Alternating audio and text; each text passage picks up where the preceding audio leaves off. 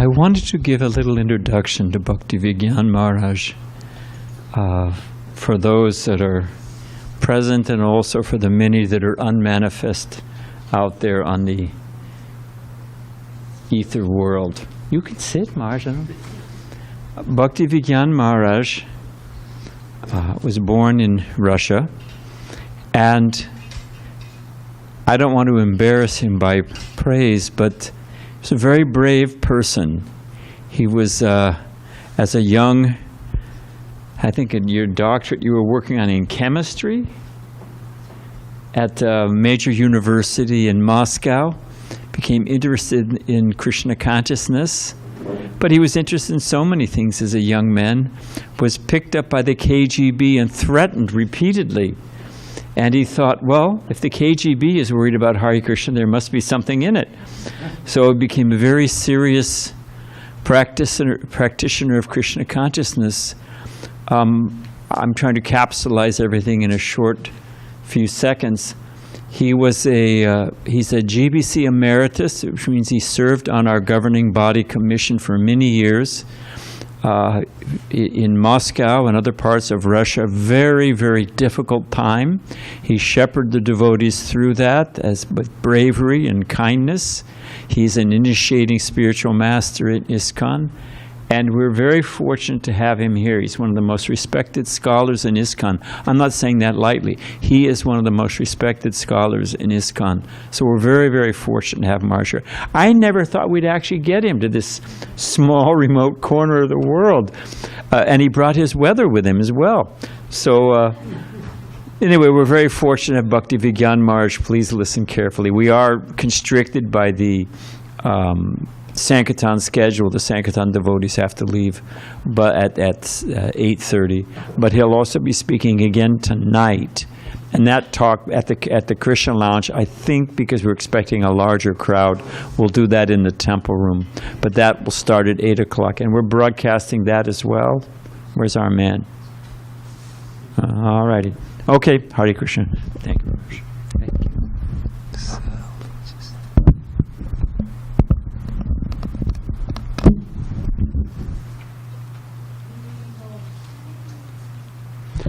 Om Namo Bhagavate Vasudevaya.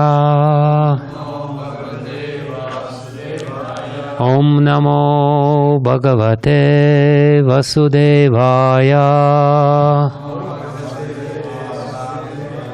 Om Namo Bhagavate Vasudevaya. Narayanam Namaskritya Naram Chaiva Narottamam Devim Saraswatim Vyasam Tato Jaya Mudirayet Nashta Prayeshva Bhadreshu Nityam Bhagavata Sevaya Bhagavatyuttama Shloke Bhaktir Bhavati Naistiki Yam Pravrajantam Anupetam Apeta Krityam Dvaipayano Viraha Katara Juhava Putreti Tanmayatayo Taravo Binedus Tam Sarva Bhuta Hridayam Munimanatosmi. So we're reading Srimad Bhagavatam, Canto 6, Chapter 2, Ajamila delivered by the Vishnu Dutas, text 47 to 49. Yaha etam paramam guhyam itihasam aghapaham shrinuyat Shradhaya Yuktaha Yaha Cha Bhaktya Anukirtayet Na Vai Saha Narakam Yati Nekshitaha Yama Kinkaraihi. Okay, sorry, anyway. Yaitam Paramam Guhyam. Yaitam Paramam Guhyam. Itihasam Aghapatam Paham. Itihasam Aghapaham. Srinuyat Shradaya Yukto.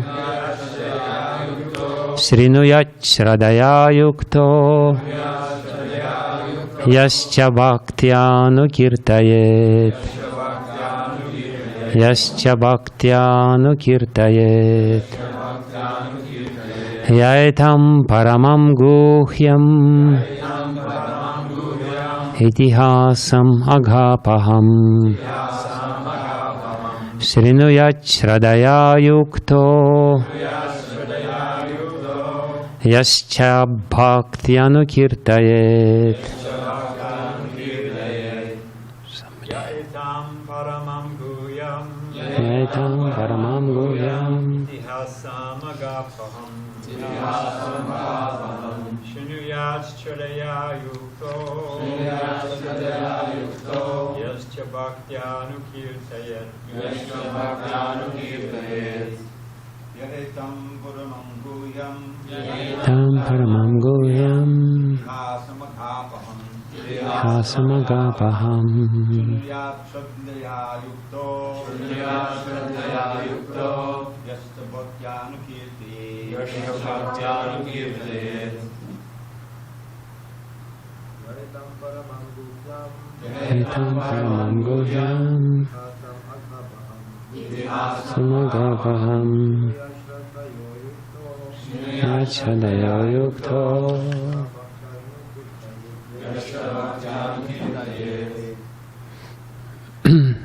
Ladies. Yaitam Paramam Guhyam. Itihasam Aghapaham. Shradaya Yukto.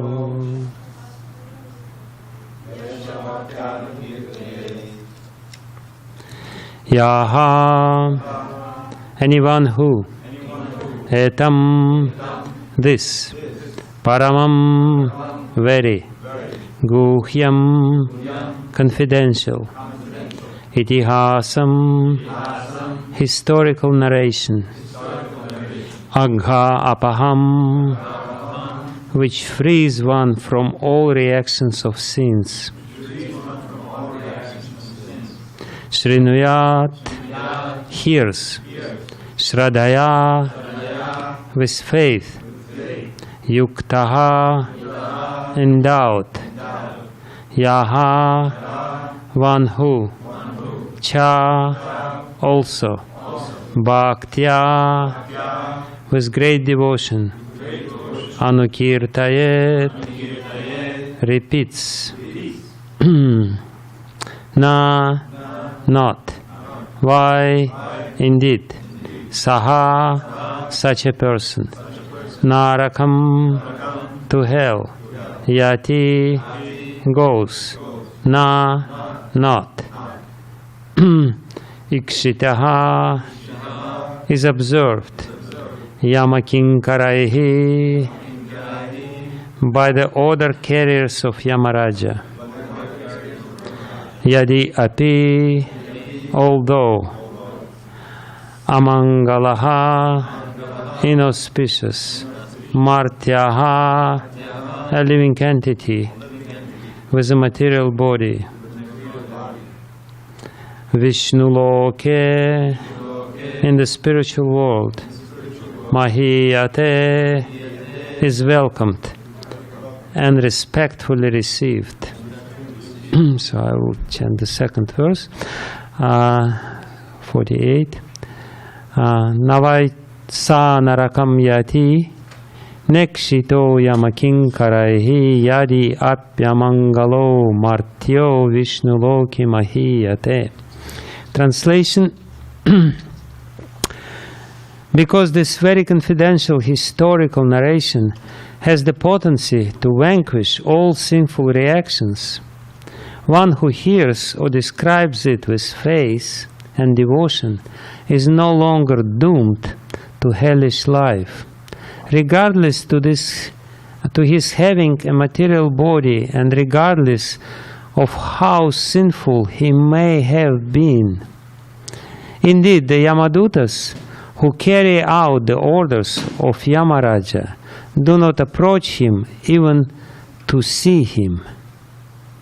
After giving up his body, he returns home back to Godhead, where he is very respectfully received and worshipped. Text number 49.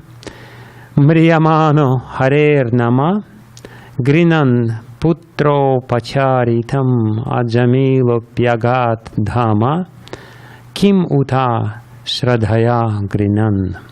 Translation and purport by His Divine Grace A.C. Bhaktivedanta Srila Prabhupada Ki Jai.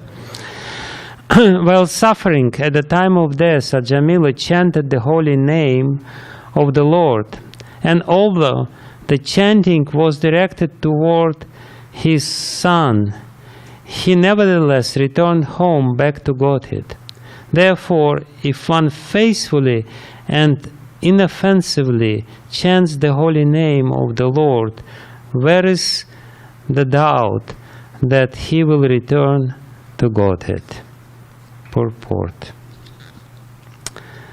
At the time of death, one is certainly bewildered because his bodily functions are in disorder. At that time, even one who throughout his life has practiced chanting of the holy name of the Lord may not be able to chant the Hare Krishna mantra distinctly. Nevertheless, such a person receives all the benefits of chanting the holy name. While the body is fit, therefore, why should we not chant the holy name of the Lord loudly and distinctly?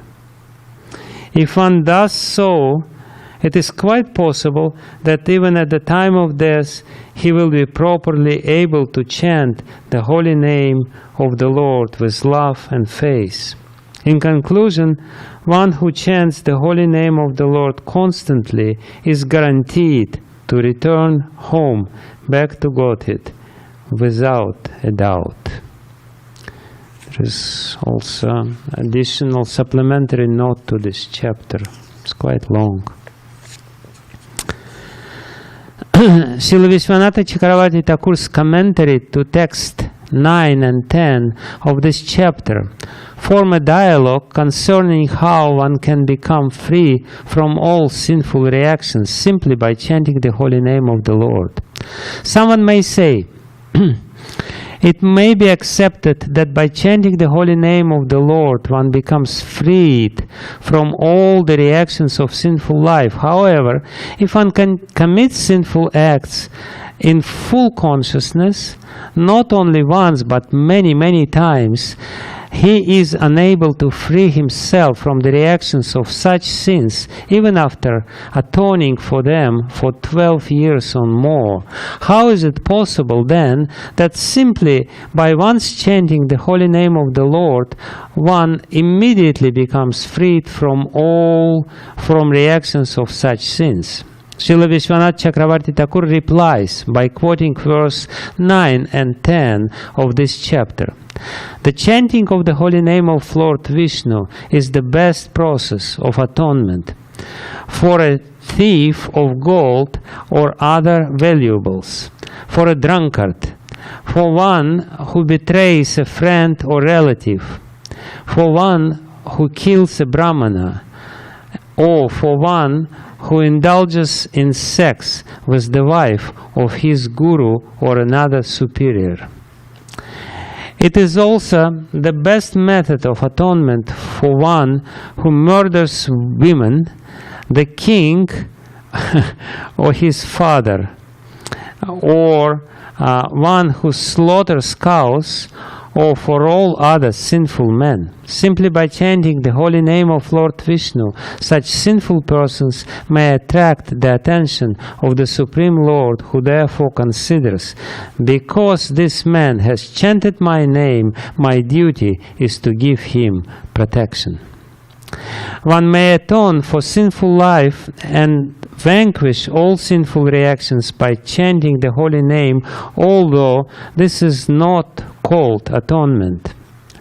Ordinary atonement may temporarily protect a sinful person, but it does not completely cleanse the heart of deep-rooted desire to commit sinful acts. Therefore, atonement is not as powerful as the chanting of the holy name of the Lord. In the Shastras it is said that if a person only once chants the holy name and completely surrenders unto the lotus feet of the Lord immediately considers him his ward and is always inclined to give him protection. This is confirmed by Sridhara Swami. Thus, when Anjamila was in great danger of being carried off by the order carriers of Yamaraja, the Lord immediately sent his personal order carriers to protect him. And because Anjamila was freed from all sinful reactions, the Vishnudutas spoke on his behalf. Anjamila had named his son Narayana, and because he loved the boy very much, he would call him again and again. Although he was calling for his son, the name itself was powerful because the name Narayana is not different from the Supreme Lord Narayana. When Anjamila named his son Narayana, all the reactions of his sinful life were neutralized. And as he continued calling his son and thus chanting the holy name of Narayana thousands of times, he was actually unconsciously advancing in Krishna consciousness. A very nice phrase, unconsciously advancing in Krishna consciousness. One may argue, since he was constantly chanting the name of Narayana, how was it possible for him to be associating with a prostitute and thinking of wine? And therefore, one may say that his ultimate chanting of Narayana was the cause of his being freed. However, his chanting would then have been a nama parada, namno balatya syahi papa buddhi. One who continues to act sinfully and tries to neutralize his sins by chanting the holy name of the Lord is a namaparadhi, an offender of the holy name. In response, it may be said that Anjamila's chanting was inoffensive because he did not chant the name of Narayana with the purpose of counteracting his sins. He did not know that he was addicted to sinful actions, nor did he know that his chanting of the name of Narayana was neutralizing them. Thus, he did not commit a nama aparada, and his repeated chanting of the name of Narayana while chanting his son's, calling his son, may be called pure chanting. Because of this pure chanting, Anjamila unconsciously accumulated the results of bhakti. Indeed, even his first utterance of the holy name was sufficient to nullify all the sinful reactions of his life. To cite a logical example, a fig tree does not immediately yield fruits, but in time the fruits are available. Similarly, Anjamila's devotional service grew little by little, and therefore, although he committed very sinful acts, the reaction did not affect him. In the Shastra it is said that if one chants the holy name of the Lord even once, the reactions of past, present, or future sinful life do not affect him. To give another example, if one extracts the poison fangs of a serpent this saves the serpent's future victims from poisonous effect, even if the serpent bites repeatedly. Similarly, if a devotee chants the holy name even once inoffensively, this protects him eternally.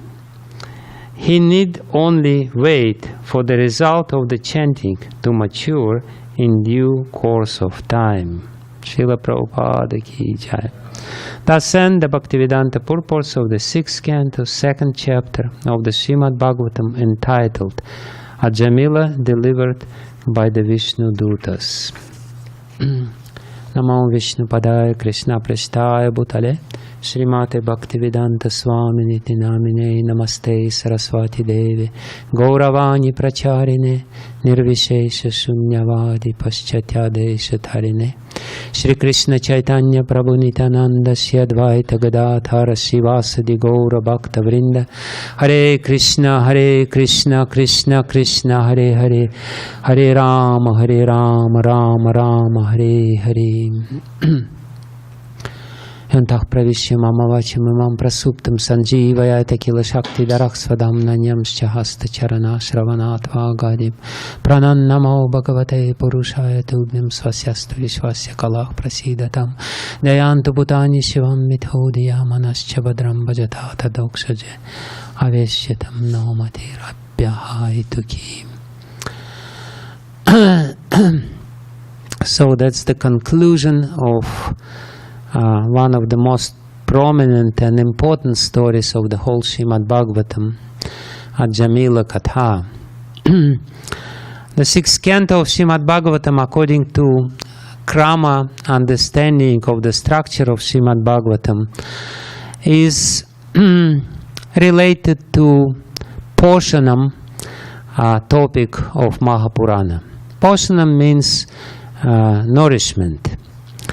Mahapurana is described or is presenting actually the most important topic, which is Ashraya, the Lord, who is the ultimate shelter of all living entities, is describing this ultimate shelter through different topics, describing different topics, giving us impetus to surrender to this ultimate shelter, Ashraya. And one of the topics, Atra Sarga Visargascha, Stanam Poshanam Utaya, one of the 10 topics, the 4th topic to be exact, is Poshanam, which is nourishment. How all the living entities ultimately are being nourished by the Supreme Lord even now. Even at this present time, we sustain our life because of the mercy of the Lord. And Srila Shukadeva Goswami, while glossing this Poshanam topic, he says, Toshanam tadanugraha. It basically means that Poshanam, what is the living force which sustains our life is the mercy of the Lord, Tadanugraha. So the 6th canto of Srimad Bhagavatam is exactly describing how the mercy of the Lord is coming to the living entities of this world. And the 2 most prominent stories of the 6th canto of Srimad Bhagavatam, the Ajamila story and Vritrasura story, is the illustration of this fact. It's actually the description of the mechanism, how the nourishment comes to our life, how we can sustain our life by the mercy of the Lord. And the 2 stories which are most prominent in the 6th canto of Srimad Bhagavatam, one is story of Ajamil, where the nourishment is coming to the living entities of this world through the means of the holy name. That's the real mercy of the Lord. The availability of the contact with the Lord through His holy name, Availability of this most powerful means of purifying the heart is the mercy of the Lord. Without this availability, without this facility, without the Lord being readily available for us in the form of the holy name, the whole world would go to hell long ago. Because by nature we are prone to sinful activities. It's a very natural inclination of conditioned living entity. It's just so natural that we don't even feel that it's sinful. Like Prabhupada explains this in the purport, that Ajamil was doing all kinds of sinful activities, but he didn't even realize that it's sinful, because it's natural. You know, when it's natural, how is it sinful? It's just some manifestation, some expression of my freedom, of my nature. Exactly this natural tendency, which is in the ultimate consideration, if we really very carefully consider it, it's unnatural. Sinful activities are natural. Meat eating is unnatural. Intoxication is unnatural. But because of this acquired nature, because of the conditioned nature which we acquired in a long run of associating with this material energy, it became very natural, very spontaneous. You know, you don't have to teach Russian people to drink vodka because it's so natural. It's their svabhav. it's in, huh? Like drinking water. Yeah, it's in the blood, it's in the genes, so to speak. Because if you practice something for a long time, it becomes your nature. And since we all practice this for a long time, it became our nature, and we don't really consider it unnatural. From the point of view of spirit soul, it's totally unnatural. It's completely obnoxious, and it's disgusting. But you know, when you practice for a little while devotional service, it becomes like this. So the point is that if this facility was not there, facility of purifying association with the holy name in different traditions, in different spiritual traditions, the holy names are there. And as Chaitanya Mahaprabhu says, Nam Nama Kari Bahuda Nija Sarva Shaktis, there are so many names, and all the names are carriers of Krishna's Shakti. Actually, it is said by Srila Jiva Goswami that, you know, like, if you take this sugar syrup, which is very condensed, and if you want to, he says that the sugar syrup of the bliss, eternal spiritual bliss, was poured into two molds. One mold was two-handed form of Lord Krishna, and another mold was his holy name. So these two molds are there, but the same content is there. Therefore we say Binatvam Nama Namino. The Nama and Nami are not different from each other. The name is the Lord, and the Lord is the name. There is no difference between Shabda Brahman and Para Brahman. There is two twin manifestations. So, but the difference is that it's very difficult to obtain the association of Param Brahman, Supreme Lord in his full form. But it's very easy to obtain association of the Supreme Lord in his full form, in the form of sound. And that's actually why this story is there in the very beginning of the 6th canto of Srimad Bhagavatam, so that we know how to nourish our spiritual inclination, because it's also there. Despite the fact that the material tendencies, sinful tendencies are very strong, still being spirit soul in the ultimate issue, in the ultimate consideration, we are also inclined to something spiritual. So how to nourish this spiritual nature, the spiritual tendency which is there? For that, this story is there in Srimad Bhagavatam. That's the way. That's the only way. I mean, there are some other ways to do it. There is karma yoga, and there is jnana yoga, and there are so many different forms of spiritual practices. But the message of Srimad Bhagavatam is very clear. Other things do not work, especially in Kali Yuga. Actually, they don't work in any other yuga as well, but at least there is some hope that some sort of influence will be there, because people are more pure.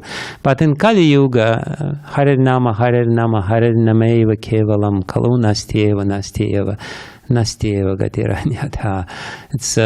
It's difficult to imagine more emphatic statement than this particular statement from Brihanaradiya Purana. Hare Nama, Hare Nama, Hare Nameva Kevalam. 3 times Hare Nama, and then Hare Nama Eva, and then Kevalam. In case you didn't understand yet what you're supposed to do, just chant the holy name, only the holy name, and nothing else should be done. So that's the more or less the context why this story is there. But the details of this story, the very plot of this story is actually very important, and Srila Prabhupada indicates or explains the purport of this story in this additional supplementary notes to this chapter. And the idea is that why holy name is so powerful, because it has Vastu Shakti. Vastu Shakti, every Vastu, Vastu means the substance, has Vastu Shakti, very specific Shakti, which is inherent in this Vastu. So the Vastu Shakti, and Vastu Shakti, the definition of Vastu Shakti is that Vastu Shakti, Vastu Shaktir nahi buddhi apekshate.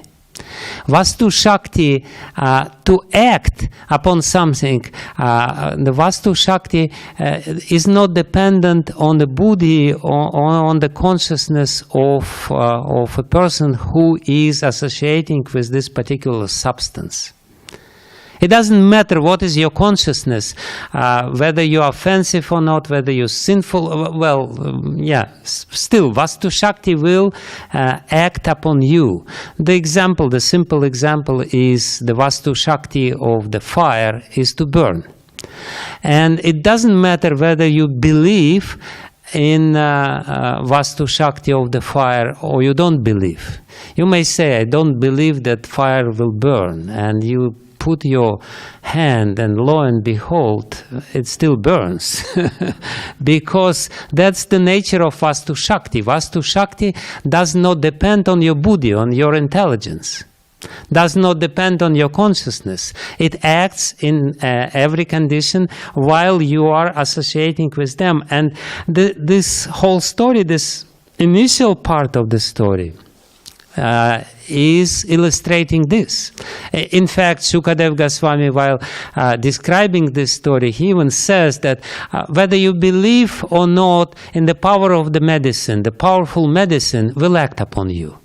that's the illustration, another illustration of Vastu Shakti. You know, you may not believe in some very powerful drug, in some allopathic medicine. You take it, and you know, you may not believe in it, but it still will change your consciousness, or you know, change the chemical composition of your body. So that's one part, very important, that Vastu Shakti of the holy name is there, and the holy name will act whether you believe it on it or not. It will act. The Srila Jiva Goswami, was Srila Jiva? No, Sanatana Goswami, he gives another example from Varaha Purana. There are so many stories in different Puranas which illustrate this point, that you don't have to believe in the holy name, you still will be subject of its mercy. And that's how people get the mercy of of Krishna in the form of the holy name. So the funny story which is there in Varaha Purana is that once a Brahmana was chanting the holy name while standing in Ganges, in the river Ganga. And he was chanting the holy name, being purified. And at that time, from the jungles, the tiger came, and he thought it's a very nice piece of meat, chanting the holy name. So he was ready to jump and to commit sinful, well, for tiger it's not so sinful to kill Brahmana, for tiger it's just a normal food. But at that very moment, while he was ready to jump on the Brahmana, the hunter from the other side,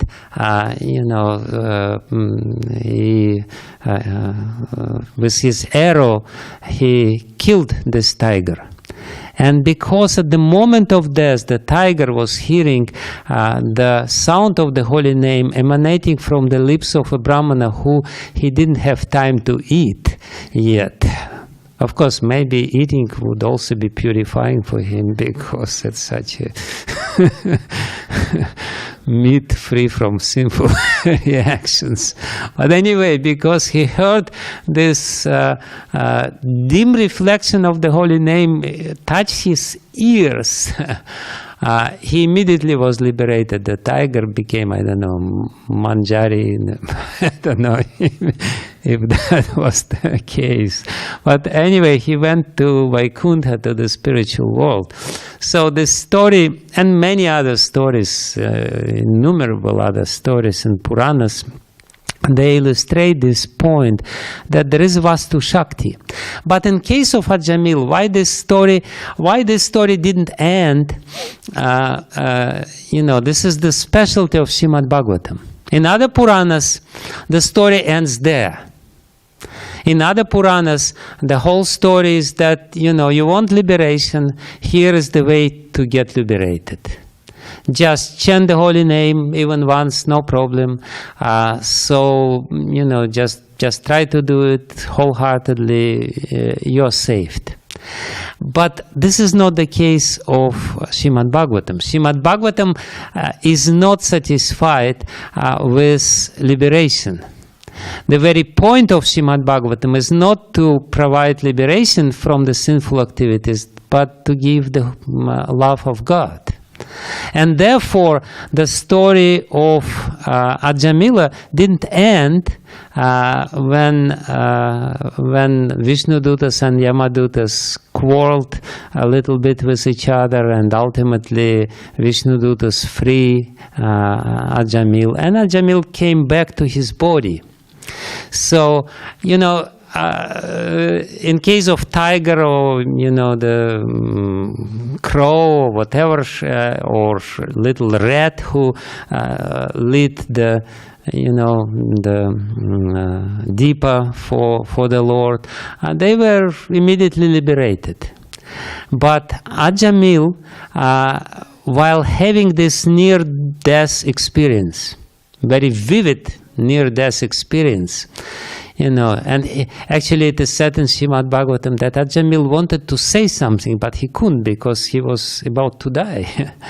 So he was returned to body, and Srila Prabhupada and Vishwanath Chakravarti Thakur, they explained that why he was returned to body. Actually, that was the proper moment of his death, which was according to the sinful activities he created. But because what happened with him, so we are born with a certain allotted lifespan. And when the time of our death comes, nothing can actually stop the death from coming to us and taking us from this body. When we commit sinful activities, we shorten our lifespan. The allotted lifespan is shortened by sinful acts which we commit. So it's not that, this lifespan which we are supposed to live here cannot be shortened. It can be shortened. It is effectively shortened by sinful activities. So Ajamil committed sinful activities. So his allotted lifespan was shortened. And at that time, Yamadutas, who are very, nicely calculating his lifespan, came and said, this is the time for you to leave the body. But then Vishnudutas came and said, no, wait a second. Actually, his life is not shortened by his sinful activities because he doesn't have any sinful activities. So he has to live the full life with, according to his karma, how he is born. And therefore, some extra period of time was given to him, and therefore he had this near-death experience. It's actually a very interesting explanation of this phenomenon, why this near-death experience take place. Because of some mistakes in calculation of the Yamadutas, so because they miscalculated this, they didn't take into consideration this sort of stuff. But why this addendum to the happy end is there? Why this additional happy end is added to this story? Is that because even though the holy name has the inherent power to free us from the sinful activities, still, if we want to obtain love of God, it's not enough. It's not enough because to obtain love of God or to experience the full effect of bhakti, we need to completely absorb ourselves in bhakti. This occasional bhakti, unintentional bhakti, the bhakti without, as Prabhupada says, unconscious bhakti, will not help us to obtain love of God. Unconscious bhakti is fine when we are talking about liberation. Bhakti is so powerful that it can give us liberation without, if we unconsciously perform Krishna consciousness, as Prabhupada beautifully and very ironically, humorously says this, it's enough for us to obtain liberation. But unconscious performance of Krishna consciousness is not enough to give us love of Godhead. Actually, Srila Jiva Goswami makes a very interesting point at this, in this regard. He says that for that you need Shraddha. If you want to obtain the full power, if you want really to take advantage of the full power of bhakti process, you need Shraddha, because Shraddha is the instrument by which you can concentrate your full consciousness on the process of bhakti. this is what you need. And what Srila Jiva Goswami makes a very interesting point, very important point. He says, if you perform bhakti without Shraddha, and so many people, they don't have really deeply rooted Shraddha, just in case, in case it works, let's do it. They don't know the purport of the scriptures, they don't study scriptures deeply, they don't have this inclination, they don't have faith. Because they don't have faith, Srila Jiva Goswami says, they just practice bhakti for a short time and they give it up. And that's what we see in case of devotees. Sometimes devotees come, but they don't work hard enough to develop Shraddha, Shastriya Shraddha, scriptural faith, not just sentimental faith, not just conventional faith, Lokika Shraddha, because they don't have, and Srila Prabhupada himself even says in Bhagavad Gita, in this purport to the verse 9.3, Ashradadhana Purusho Dharmasya Sya Parantapa. He says that those people who don't have Shraddha, they practice, the bhakti will die very soon. The eternal bhakti will die in your heart very soon. Because Shraddha is the nourishment for bhakti. It's the initial it's initial condition by which bhakti can flourish within our heart. And Shraddha again, why it is necessary? Because having Shraddha, we will take bhakti seriously. Otherwise, it will be just, some recreation point. We will dance a little bit and then eat some prasadam and then, and then go away and continue with our Jamila life in the material world. So, and therefore, this story is described in this way. And actually the purport of these verses which describe the life of Ajamil after this near-death experience, explaining what Shraddha means. Because again, we hear Shraddha, Shraddha, Shraddha, and we hear faith, everyone is talking about faith. But how does it manifest? And the repentance of Ajamil, his thinking process, which Srila Shukadev Goswami describes so beautifully and vividly in the verses of this chapter, is explanation what it means to have Shraddha. The word Shraddha, the faith, is completely meaningless if it doesn't invoke the same mentality which is depicted in this chapter. If it doesn't invoke in you the sincere regret of the sinful activities which you committed, if it doesn't really give you very strong hope that here is the means by which I can be completely purified and obtain some higher realm. Shraddha, it's quite complex emotional state. Srila Bhaktivinoda Thakur, in his Amnaya Sutra, he gives a definition of Shraddha. He says, Shraddha, Anya Upaya Varjam, Chitta Vriti Visheshaha.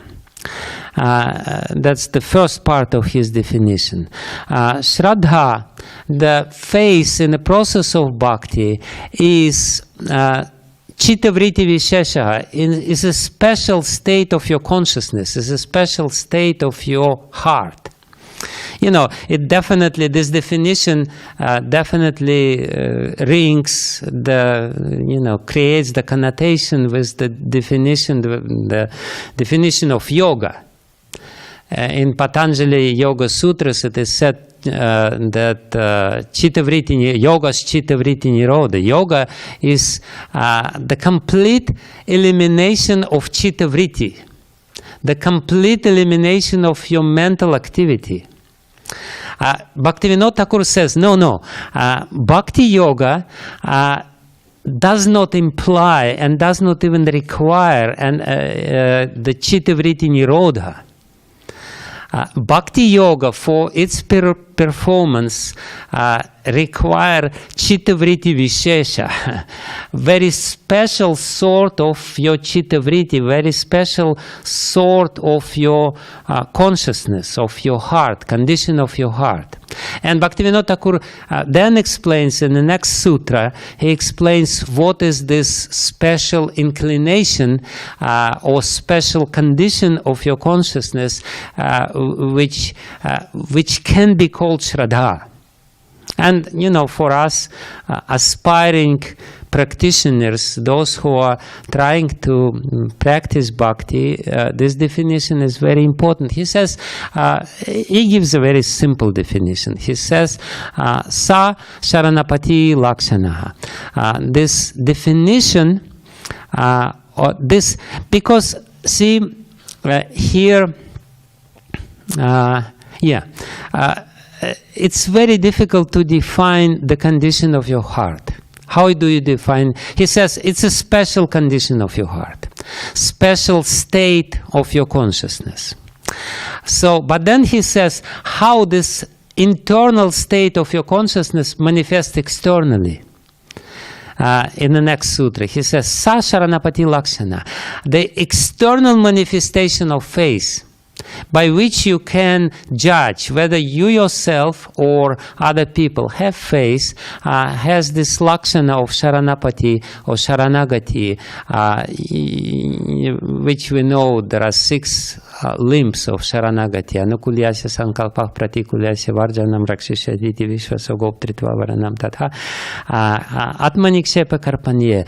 The 6 limbs of Sharanagati, starting with accepting everything favorable and rejecting everything unfavorable, accepting the Lord as protector and as a nourisher, as somebody who helps us to sustain our life, and the utter humility and the desire to dedicate your whole life and whole time and life energy to the service of the Lord. This is the external manifestation of of the faith. And that's exactly what is being depicted in this addendum to the story, where Ajamila goes to Haridwar. And he repents, and he's sitting in the temple of Vishnu in Haridwar.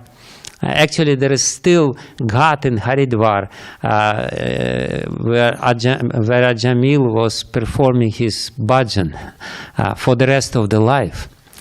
So, again, why it is so important to very carefully study this this part of this Ajamila story. Usually we're very much inspired and concentrated on the first part of Ajamila story, because it's kind of free ticket to the spiritual world, kind of lucky lucky ticket, lucky number. But actually for us, the second part of Ajamila story is more important. Because that's, while studying it deeply, we can emulate the same sort of chitta-vritti vishesha, the same sort of condition of our consciousness, which will help us to practice bhakti in a proper way. Otherwise, we always count, I chant holy name so many times, at least once I must have chanted nice, so everything is fine. But that's not the point of the story, because again, the story is, yes, we can get little installment of Krishna's mercy by chanting the holy name, the dim reflection of the holy name Namabhas once. But the full installment of Krishna's mercy we can only get if we chant it with faith. What happened? Anyway, I have to finish it now. And there are so many things to be said more about this. But just one little thing, I will finish the class.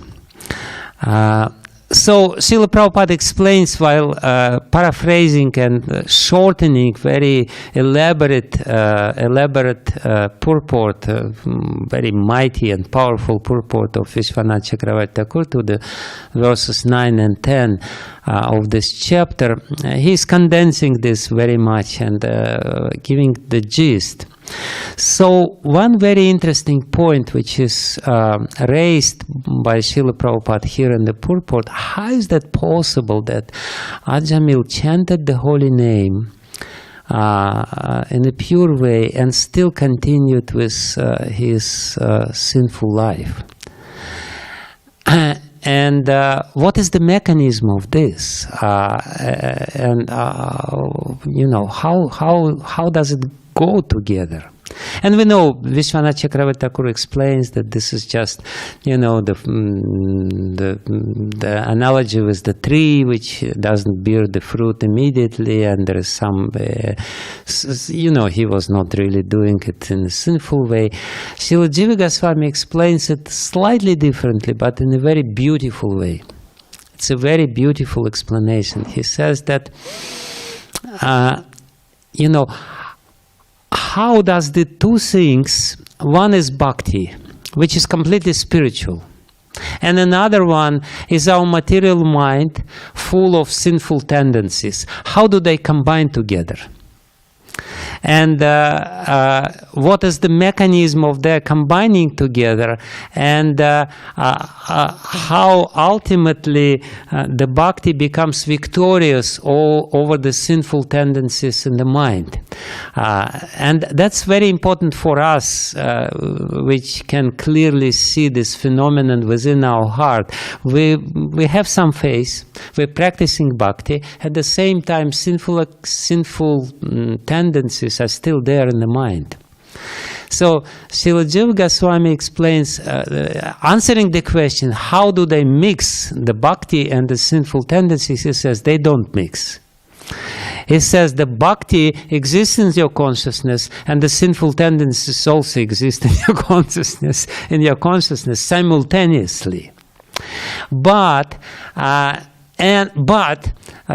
two things at the same time happen. First of all, the sinful tendencies which are still there in your mind, they lose the power to overpower you. They are not taking over your consciousness. And even though they're still there, they're like the example which Prabhupada gives about the poisonous fangs which are removed from the serpent. They're still there, but they don't have the power to overpower your consciousness completely. And then he says, the next point, he says that and he gives the example of the process, which is the process, Ayurvedic process, which is called Kajalikaran, the process of turning the sulfur, of mixing mercury with sulfur. If you just put mercury and sulfur together, they will not mix. Sulfur is separate and mercury is separate. But then what you should do, you should take your pestle, right? Pestle, and you start rubbing it again and again and again and again and again and again and again. And after so much rubbing, all of a sudden the miracle happened. And it happens quite miraculously. There is no sulfur, there is no mercury, there is mercury sulfide. Employing my sinful propensities of being a chemist. I will enlighten you in this regard. But the chemical reaction takes place, and Srila Jiva Goswami explains this is exactly what is happening within our mind. Initially, bhakti is separate and our senses are separate. And the sinful tendencies of our mind are still there. But if you continue rubbing it with the pestle of your chanting beads, and you're chanting again and again and again, Hare Krishna, Krishna Krishna, Hare Ram, Ram Ram, Hare Hare, while trying to concentrate your mind on this sound and on the Lord Himself, then at one point the mercury of the holy name combines together with the sulfur of your senses and mind, and completely spiritualize your senses and mind. And at that moment in time, only the sinful tendencies will disappear completely. While before that, the sinful tendencies may be there, but they're not so dangerous. And that's the point of the story. And actually, this last verse, this is the very 1 minute, give me. The last verse of this story, which is supposed to be the, which is actually explaining what we should do, why this story is there. This story is not for us to chant the holy name unconsciously or practice Krishna consciousness, being totally unconscious of Krishna consciousness, and being even unconscious of the effect of Krishna consciousness, as Jamila was. The story is there. It's very beautifully, in a roundabout way, in a poetical way, explained in this verse. In the last verse of this chapter, Mriyamana Harer Nama Grinan Putro Pacharitan Ajamila Api Agat Dhamma Kimuta Shradhaya Grinan. It is said the very peculiar condition of Ajamila are explained in this verse. He was dying. And he chanted the holy name. He didn't mean Krishna. He meant his son. Grinan Putra Paricharitan, and he didn't have any face. And what else? There was something else. No, maybe it's enough. Maybe only 3, but I think it was 4 conditions. But anyway, but Kimuta, this is Kaimuti Nyaya, what to speak of. This is the certain expression. So actually, the point of this story is that you're not dying, you're still alive. Please chant the holy name. Please don't chant the holy name by calling your son. Please chant the holy name by calling Shishirada Giridhari. And please don't do it without face, as Jamila, but please do it with face. So that's the point of this last verse and the whole story. Here is the facility, but what is the purport? We should practice this holy name, not counting that we will chant the holy name while we are dying. Please don't count on this. Please don't count that you unconsciously or by calling somebody else, some of your fellow brahmacharis, you chant his holy name at the moment of death and you will be freed. Don't count on this. Please don't count on the chanting of holy name without Shraddha, Sajamil. That's not the purport. The purport is that please do it while you're still alive, with full consciousness of whom you are calling, with a very specific form of whom you are calling, and with complete Shraddha or faith in this process. That's the idea of this verse. Thank you very much. Hare Krishna.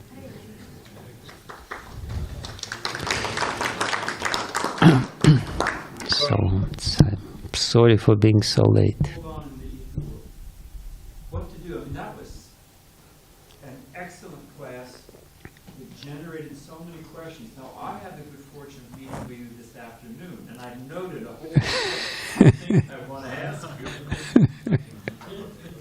But it doesn't matter. But that doesn't give the facility for the devotees who may have questions.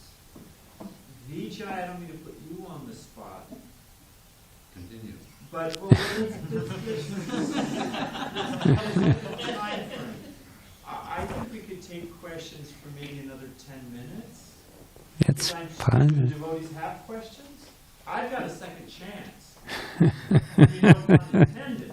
But anybody else who has to leave have a question? You don't have to leave. Anybody else who has to He leave? has a question. Raise your hand. You got it, please. When we let others speak as well. No. No, I know what I'm doing here. Do any of you who have to leave on Sankirtan have a question? All right then. If you have to leave on Sankirtan, you can go ahead and go. And then we'll take another 10, 15 minutes for questions. So, who has a question who does not have to go? I got one. All right. You know, you mentioned that in the 6th canto there's 2 stories, and are manifestations of the nourishment of the Lord, how the amazing way the nourishment of the Lord sustains and delivers the living entity. And you said a Jamil shows that nourishment comes via the holy name. The other was Vritasura. How does the nourishment come via Vritasura? Is that also via the holy name? Or it seemed to indicate that there was another form of nourishment manifest by the story of Vritasura. The story of Vritasura depicts very beautifully is that bhakti is not really dependent on the form of your body. It doesn't even depend on your previous karma or whatever. Bhakti is so powerful. That's another manifestation of the nourishment that no matter who you are, you may be the most horrible demon, you still be delivered by this process of bhakti. The bhakti can be practiced despite of any material conditions. That's the next point of this. Quite moving, thank you.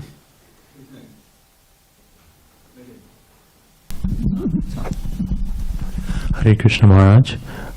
Thank you for the wonderful class. I was meditating on this point that you said about external manifestation of internal faith is the 6 limbs of Sharanagati.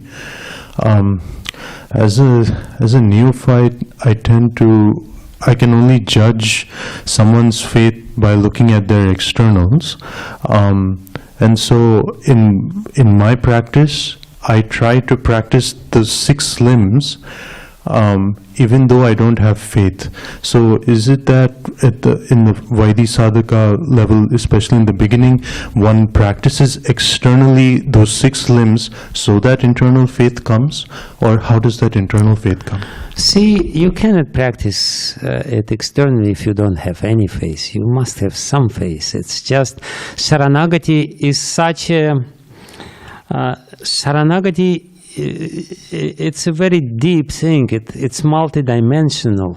You can practice Sharanagati having little faith, and while having this huge faith, like gopis have totally, completely unbelievable faith.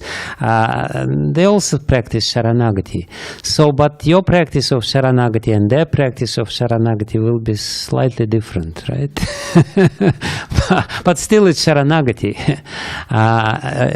According to the level of your faith, you will practice Sharanagati. If your faith is very deep, you will practice it in a very deep level, by perfecting all the limbs of Sharanagati to complete, excellence. But in the initial stages, we also practice Sharanagati. Yes, I don't drink tea. That's Sharanagati. That's a great sacrifice. What to speak about vodka? So that's that's already Sharanagati. Gopis, they don't have this problem. For somebody, that's a great sacrifice. How do you practice Rakshasatiti Vishvaso without any faith? It's the definition of faith. That's what, convinced that Krishna will protect. Yeah. You have to have faith. That's faith. Yeah.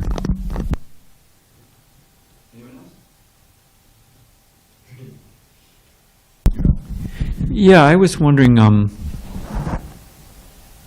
you're talking about the 2 tendencies existing independently within the mind, mercury and sulfur. Mm-hmm. And simultaneously, not exactly independently, but Simultaneously is a better word. And the indication was that by chanting the holy name, that's the example of, grinding in the pestle, and eventually there'll be a point that one supersedes, consumes, overpowers the other, and one's no longer affected by that sinful tendencies or inclinations or recollections. But does it work the other way also? If one, while chanting, contemplates material, can it work the other way? Like, the old example of the angel and the devil on two shoulders. So now we're giving the example of the holy name winning over in due course of time. Does it work the other way? If one contemplates sinful desires, can it also consume what, It can, what happens, as I said, when the bhakti is present in the mind, then we really can't control our sinful tendency. We are not being overpowered by them.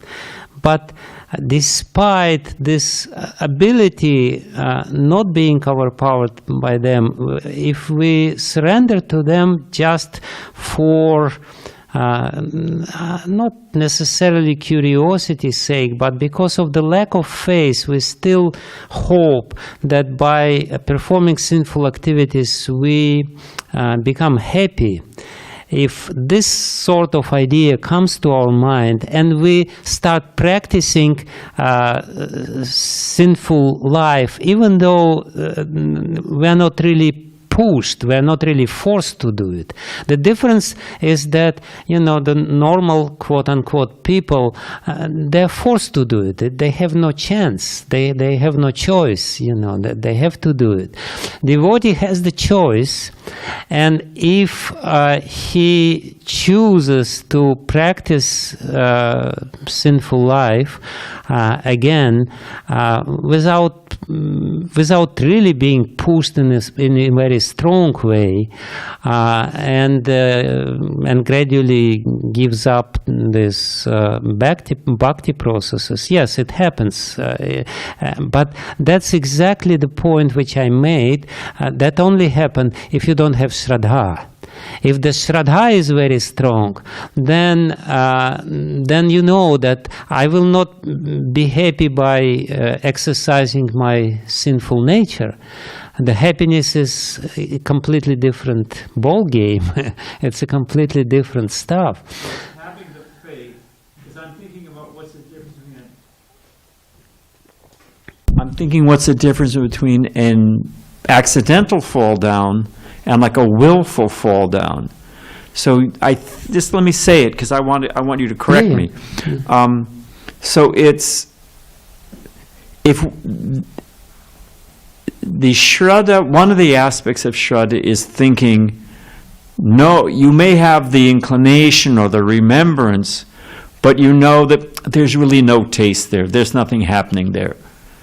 But if one doesn't have that shraddha or faith conviction and thinks, well, maybe I left something behind there, or maybe there's something in there, then that is a willful intention that can generate that cycle of that spiral down. Exactly. Thank you, Maharaj. Exactly. He wants. Do we have someone on message? Yeah. Hare Krishna. This is from the internet. My name is Maitreya Das. Hare Krishna. Maharaj, please accept my obeisances. Thank you.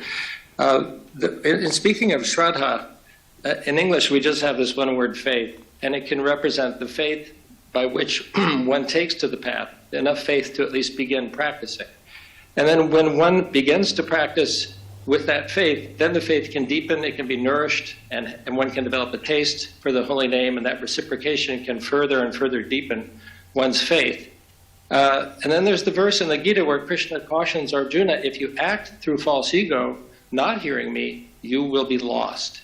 So in this example we're giving, if someone is still a little bit enticed by the sinful desires and he thinks, well, let me just examine a little bit, like Bhattacharya Maharaj just mentioned it, let me just experiment and just make sure that there really is no happiness there.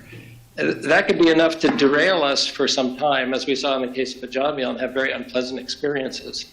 So one question I have is there appears to be this one word faith, but there's various levels, and it can have different connotations, the impetus to take up the process, and then the deepening and further deepening of faith.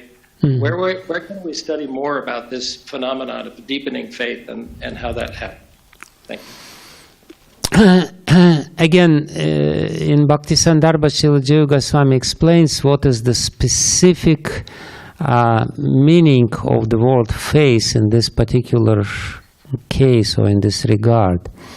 He says that faith here, it's not exactly the same concept or understanding which is there in Western culture or in English word faith or in Russian word vera. The meaning of Shraddha is respect. Respect towards the spiritual practice, towards the process of bhakti, towards those people who are practicing bhakti. So the deepening of faith in this particular case or in this framework, conceptual framework, means the deepening our respect and understanding of what bhakti in the ultimate sense can bring us. So that's the thing, If this respect is there, like Prabhupada, he also explained this. He says, you come to devotees for the first time.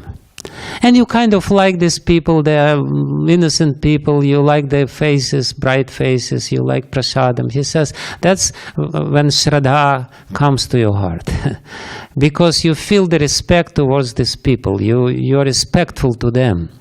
And the opposite of faith in this understanding, in this framework, is the offense. Because offense is the opposite of respect. If you respect somebody, then you don't offend. So, and the offense is something which destroys your faith. Or makes it less and less profound, more and more shallow. In our relationship, if we develop some relationship, but then we start offending this person, then relationship becomes distant. So in the same way, we develop some relationship with bhakti through the chanting of the holy name, but if we willfully commit offenses towards bhakti or towards those who are carrying bhakti within their mind and spreading bhakti and preaching bhakti, then the faith will dwindle in this regard.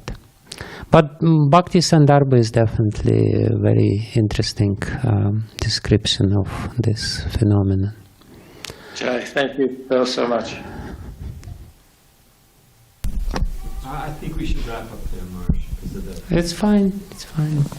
He was just from the very beginning. I can ask you when we meet. I'll go for two quick questions and then you can decide whether we have time. But Just ask one question. all right. Well, I really like the spiritual ticket analogy that you used, and so we know that there are various levels at which we can practice Krishna consciousness. The two big distinctions that you gave is unconsciously and consciously, right? One will not necessarily give you love of God, the other will give you love of God. And then you also made the point that if it doesn't take the intellect or the consciousness by which we are acting for the dharma or the shakti of that aspect to act upon us. So in this regard, if we want to really convince someone that the spiritual ticket will really take us somewhere, what are the different levels of this practice of Krishna consciousness that will take us to the different levels of the spiritual world? Can we really describe that to someone who is interested in knowing, if I practice this form, I will go to this destination. If I practice that form, I will go to that destination. So it's just a motivation for the person to really, because if you're taking a flight, I think it's sort of, you look at the destination. Yes, this, as I said, Vastu Shakti nahi buddhir apekshate, the intelligence is not involved in the process of interacting with Vastu Shakti of Vastu, but also there is something which is called Vyavadhan, which is blocking Vastu Shakti. You know, there is certain things which can block Vastu Shakti from affecting you or from acting upon you. Like, definitely the fire has the power to burn, but if the wood is very wet, then this wetness is the blocking Vastu Shakti of the fire. The Vastu Shakti is still there, but it cannot really act upon you because of this blocking power which is there. So the blocking power of Vastu Shakti is offense, and the grace which is there is the face which is respect. So these two opposites are there. You know, if you try to deepen your faith and meaning deepen your respect towards the process of bhakti, towards Srimad Bhagavatam scriptures, towards the people who are practicing bhakti, then your practice of bhakti will become more and more effective and will become more and more powerful. And then, of course, there is different, you know, and faith means Shastriya Shraddha, and you may have different levels of faith, and you may have different understanding or different levels of Shastra which you have faith in. You know, there are very profound Shastras which preach the love of God, and if you develop faith in them, then your practice of bhakti will bring much more impressive result than as if you develop the faith in something which is which kind of is trying to stimulate your somewhat conditional propensities, you know. Try to say, you know, you practice this and you will become very rich, and you know, and then ultimately you will go to, you know, to, but it's very important to, so it's also Shraddha, it's also, there are some Shastras which try to stimulate in you this, but Dharma Project Kaitavotra Paramonir Matsaranam Satam, there is Srimad Bhagavatam where the Dharma Project Kaitavo, if you develop faith in Srimad Bhagavatam, in the message of Srimad Bhagavatam, and deepen your faith in the message of Srimad Bhagavatam, then your practice of bhakti will give the most impressive results. Okay, thank you. Srila Prabhupada ki jai, Grantaraj Srimad Bhagavatam ki jai.